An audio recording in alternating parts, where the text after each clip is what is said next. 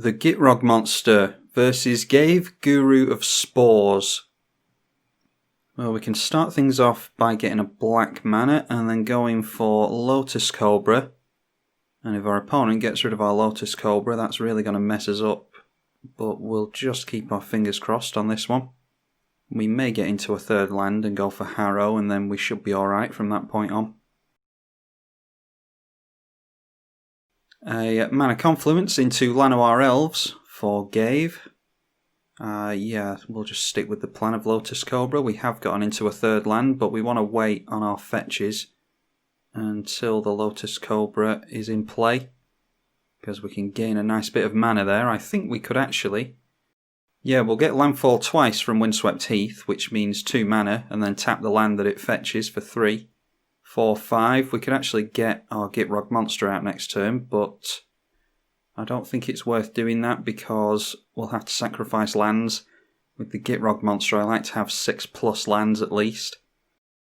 So here we can just go Windswept Heath, and with that we will add green.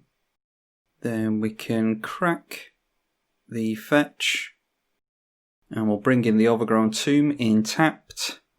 And get another mana, go for green again. Then we can go Harrow, and we'll sacrifice the forest. We could do this during our opponent's turn, but we'll gain some mana again here. Let's just go for 2 forests. And then we go black, and I don't think it really matters. We'll just go black again. Then let's go in for the Demonic Tutor. And I think going in for Crucible of Worlds is alright here. So let's go for the Crucible, and then we can think about getting Gitrog out next turn, and we'll get an additional land drop every turn with the Gitrog in play, so that with a fetch in the graveyard is very nice. Oh, but Pachuca Bog really messes us up there. So much for Crucible of Worlds on that one. We get into Nissa Vital Force, which we can go for thanks to still having a land. So not quite slowing us down enough, unfortunately. We'll go for Nissa, and I don't think our opponent's going to be able to deal with this. But they might have something in hand like a Hero's Downfall. So we'll just hold back our 5/5. Alright, a mana crypt. That takes them into Ghave mana if they want it. And it is an Academy Rector. So if they drop a land next turn, they can go for... that's a problem. Yeah, if they get a land next turn, they can go for Ghave and sacrifice the Academy Rector. And us board wiping won't change anything there. Well, we can't stop it, so we'll just force our opponent into it. We'll just concentrate on ramping, so let's go for a minus on Nissa before our opponent gets rid of it. Then it's Oracle, with our fingers crossed that there's some lands on top. There is not, so that is us done for the turn then.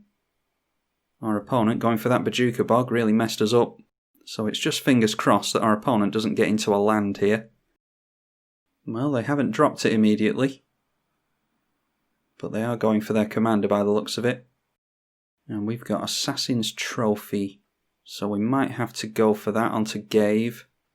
If they drop a land next turn, they'll be able to go straight back into it, thanks to the clause on Assassin's Trophy, getting our opponent a basic. You never know, they might not have basics in the library. Alright, well, I think we have to go for the Assassin's Trophy onto Ghave. And we still don't have a land on top, unfortunately. We can't go for the Toxic Deluge because it gets rid of Academy Rector, and they can go for any broken enchantment that they want.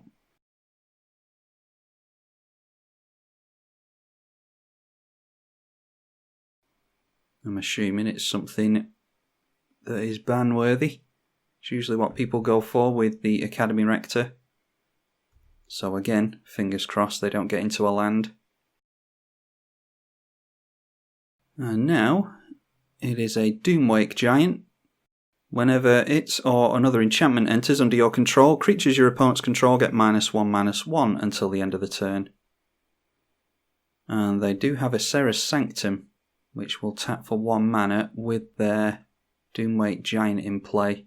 Still not getting into a land on top, that's pretty unlucky.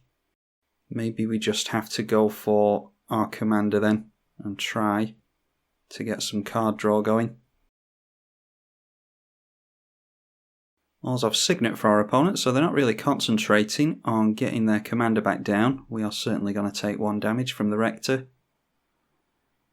Our opponent's giving us time here, but they've got 6 cards in hand, so they may well have answers to everything we've got going. If they're running Serra's Sanctum and cards like this might be Abzan Enchantress. What do we sacrifice here? We go for a forest, don't we? Okay, well they're tapping in response. And going for Beast Within onto their own Academy Rector. Well, there's nothing we can do about that. We took away their sack outlet, so it gets rid of removal from their hand at least. But let's see what it is that they're aiming for here. Okay, a Living Plane. All lands are 1/1 creatures and are still lands. Oh, and then that enters and it wipes out all our lands. That's an interesting combo. I've never seen that before. I'm definitely going to upload this to show it to all of you. Yeah, so the Living Plane enters and it triggers the Doomweight Giant. This gives -1/-1 to all of our creatures. We can't remove the Living Plane at instant speed. So that's probably us done. I think we'll draw a lot of cards here, and we are getting into Azusa, so yeah, we're not necessarily out of it yet, because we can play... Well, I was going to say we can play a couple of things out of our graveyard. Why did the Gitrog Monster go back?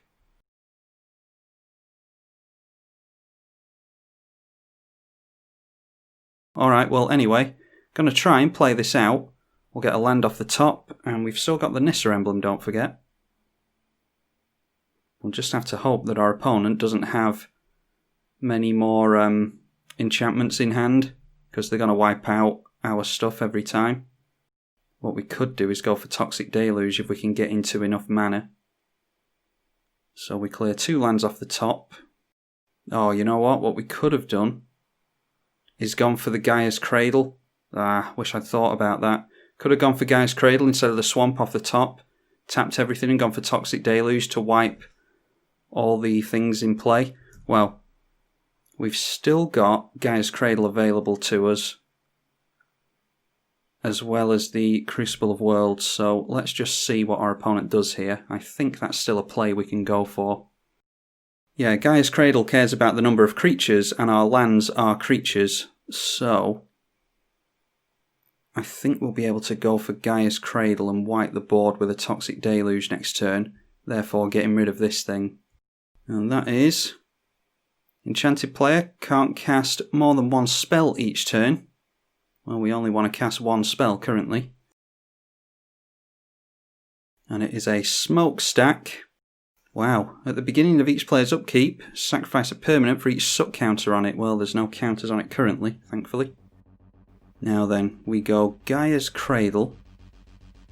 Oh, but they've got Summoning Sickness as well. Yeah, I don't think we're getting out of this then. Because they're creatures, they come in with Summoning Sickness. Well, we'll draw a card. And then we can't activate the ability on a Verdant Catacombs because they come in with Summoning Sickness. Yeah, that's us done, I think. And even if I'd gone for it last turn with playing out the Gaia's Cradle, we would have had to survive a turn anyway. And, yeah, they wouldn't have survived basically because we actually had our lands wiped out there thanks to the Curse of Exhaustion coming in. So yeah, an interesting combo by our opponent. Not really anything that's to my liking, but it's interesting for some of you, I'm sure. So unfortunately can't tap the lands for mana, and our opponent's just going to keep playing enchantments, I'm guessing. I'll play it out just another turn or two because it might be that they don't get to put an enchantment out. Let's just get rid of the Verdant Catacombs. We're really reliant on Crucible of Worlds now anyway.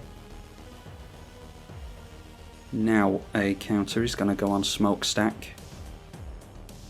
So at the beginning of our upkeep we're going to have to sacrifice a counter, and if they get another enchantment into play here it's going to force us to get rid of Oracle or Crucible, both of which we are reliant on. And there we are, there's an Aura Shard, so that definitely does it. Say good game to our opponent and put it down to a learning experience. Never seen that combination of cards before, so a very interesting one. Let's see if we have better luck in our next game. I'm tribalkai on the EDH channel. Thank you for watching.